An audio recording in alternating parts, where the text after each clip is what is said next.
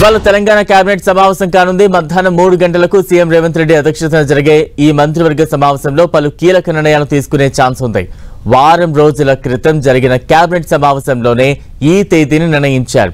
ఈ సమావేశంలో ప్రధానంగా బీసీలకు 42% రిజర్వేషన్ అంశంపై సుదీర్ఘంగా చర్చించే అవకాశం ఉంది.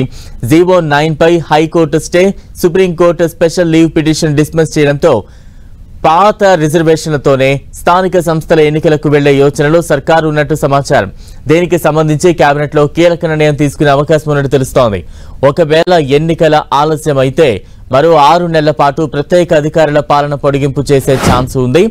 ఇక స్థానిక సంస్థల ఎన్నికల్లో 2 పిల్లల నిబంధన ఎత్తివేత ఆర్డినెన్స్ కూడా కేబినెట్ ఆమోదం తెలుపనుంది.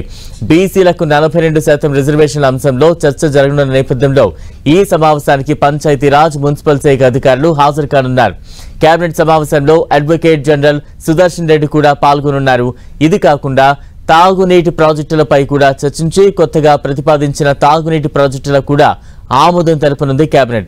మరోవైపు తుమ్మిడిహెట్టి ప్రాజెక్టు డిజైన్ల మార్పుపై నిర్ణయం తీసుకోనుంది మంత్రివర్గం. ఎన్డీఎస్ఏ రిపోర్ట్ పై చర్చించి 3 బ్యారేజీల పునరుద్ధరణకు కూడా మంత్రివర్గం ఆమోదం తెలిపే అవకాశం ఉన్నట్టు సమాచారం. తెలంగాణ కేబినెట్ సమావేశం నేపథ్యంలో వివిధ శాఖల అధికారులు కేబినెట్ ఎజెండాకు అనుగుణంగా ప్రతిపాదనలు సిద్ధం చేశారు.